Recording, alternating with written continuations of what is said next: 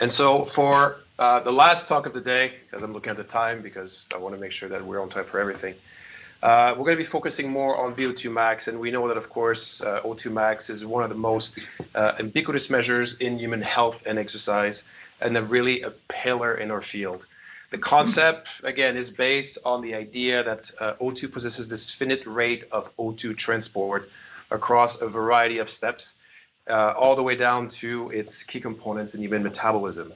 Now, a previous figure here from Professor Wagner, again, all the way from ventilation, diffusion across the alveolar membrane, up until the pulmonary veins and to the left atria of the heart, and then into systemic circulation for convection to travel, and finally O2 makes its way to each and every cell for metabolism. And so following previous work, which has at Hula has been one of our pillar of work, started with Dr. Peltonen years ago, where we are utilizing a Wagner's model, Professor Wagner and his colleague, to conflate the Fick principle and the Fick's law of diffusion to simultaneously look at O2 convection and O2 diffusion within a VO2 max model.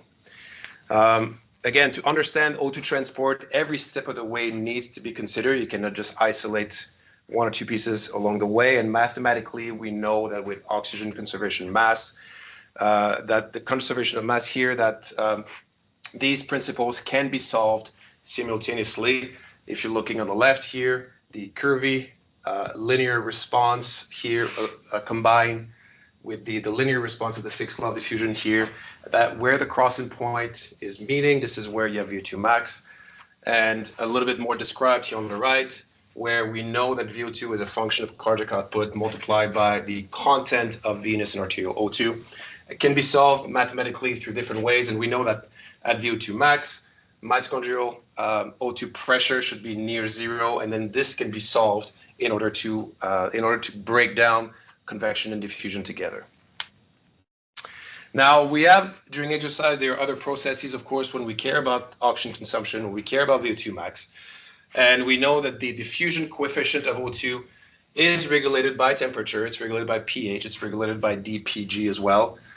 We know that for an increase in 3% of O2 diffusion for approximately 1 degree Celsius increase, we know that its solubility, though, is decreasing by about 1.4% per degree increase. So we know we need to calculate a diffusion constant of changes of about 1.6% per degree Celsius change in utilizing tissues. And we know that multiple components of that include lower kinetic system. We're looking at cytoplasmic viscosity in the cells with changes in temperature, which regulate these responses. Now, whether we're going to the left or right, if we're going from a warm environment where blood is nicely perfused in the periphery, in the skin, in the muscles, as we are getting slowly and progressively cooler, there is a redistribution of blood volume. There's also a shift in blood volume at some point to a higher degree. But at first, all we observe is a redistribution of the blood from the periphery progressively to the core. And again, primarily starting from the brain and the heart. And that's just a survival mechanism. This is the main piece of information today, is that in order to survive, your body just under a few degrees Celsius can shift its blood volume in order to protect itself. But this shift in blood volume, consequently, may also include a shift in VO2 max, or your ability to transport oxygen to muscle cells. A study by, his nickname was Fergie, but Mr. Ferguson, in 2018, they ran a time trial performance study looking at whole body cooling. So it was a mild decrease in core temperature by about 0.5 degrees Celsius. And they've actually conducted that study with core cooling and hyperoxia to examine whether or not a hyperoxic condition would rescue or restore work performances. And what they've observed is that through time trial performances, even though in the cold time trial time was higher, with hyperoxia, it went back to control.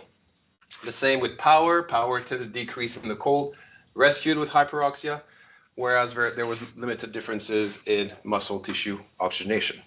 So ultimately, what we figured out from this work is that hyperoxia during mild hypothermia can restore physical performance, supporting O2 transport as a primary factor regulating physical performance under cold stress. We've also recently published a piece of work from a few years back where we looked at muscle cooling and heating, more specifically on muscle blood flow and muscle VO2 using near-infrared spectroscopy. And what we've observed is with just a slight increase in muscle heating, we had this disproportionate increase in muscle blood flow. So it doesn't take a huge amount of tissue heating, but when it's heated sufficiently, blood flow increases are quite significant. Whereas under cooling, it did not have that much of an effect. It was lower, but not as significantly. Whereas for VO2, there was little changes in VO2 between thermoneutral and the warm condition, but cooling did decrease VO2 a little bit.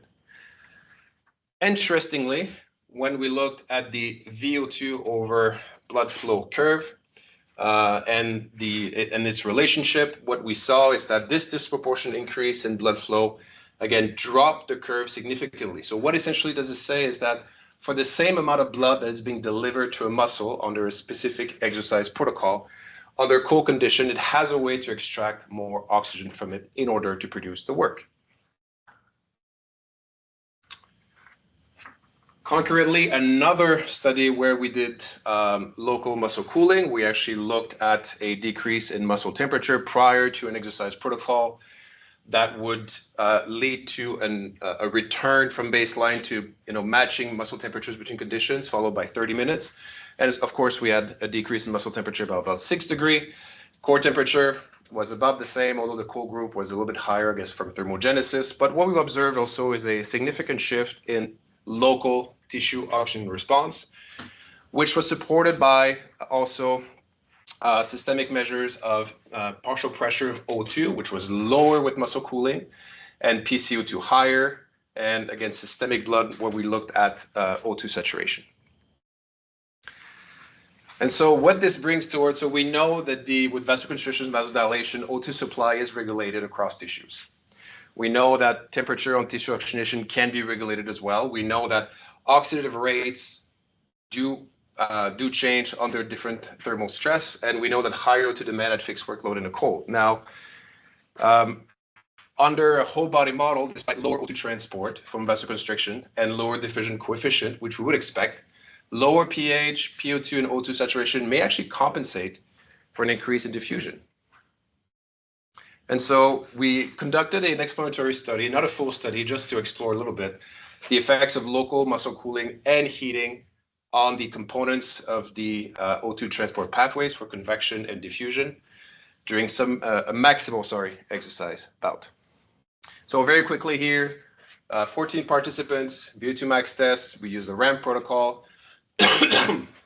We use a water circulating cuffing system on the thighs up until muscle temperature was shifted by 3 degrees under heat stress or cooled by 6 degrees.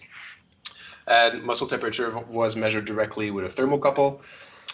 We use, of course, thermal, cardiorespiratory, hemodynamic responses at maximal exercise intensities. And some of the basic tools, so breath by breath, indirect calorimetry, indirect bioimpedance, thermocouple system, and mixed venous blood to assess hemoglobin content.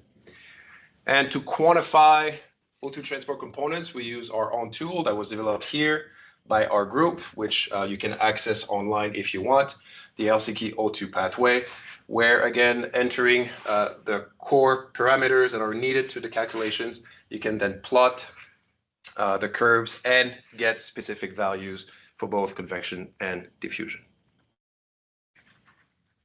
Quick look at our group here. So people in their late 20s, VO2max was not as high as we would have liked. Again, as an exploratory study, you kind of pick people that you want. It would have been nice to have high-end athletes on this one, but that'll be for the next round.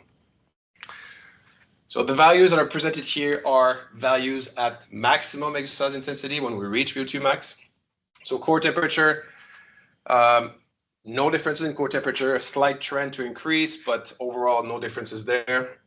And evidently our muscle temperature protocol worked as nicely as we could. Again, from a thermoneutral state of about between 33 and 35 degrees Celsius is what you would expect resting muscle temperature to be. In the cooling condition, when it starts a little bit below 30, this is a maximal value. So it ended up to be about 31.5, 32 degrees Celsius at the end. Whereas in the heat, even after heating, it raised very little, if not at all, peaking at about 38.5, 39 for most participants. Heart rate was different across conditions and tended to be lower in the cooling condition, which was expected. And again, a bit of a trend for cardiac output, but no statistical significance there.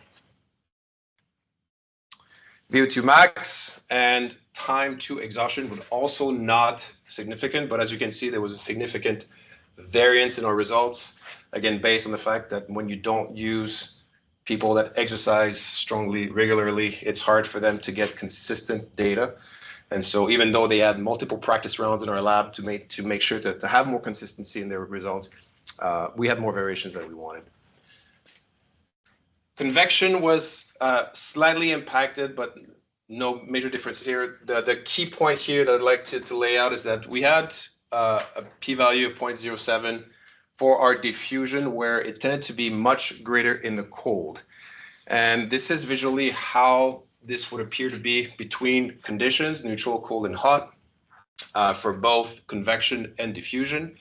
Whereas you can clearly see a tendency for convection to be greater under heat stress, which we would expect, but diffusion also seems to be heavily regulated by temperature and somewhat attempts to rescue the decrease in convective O2 transport.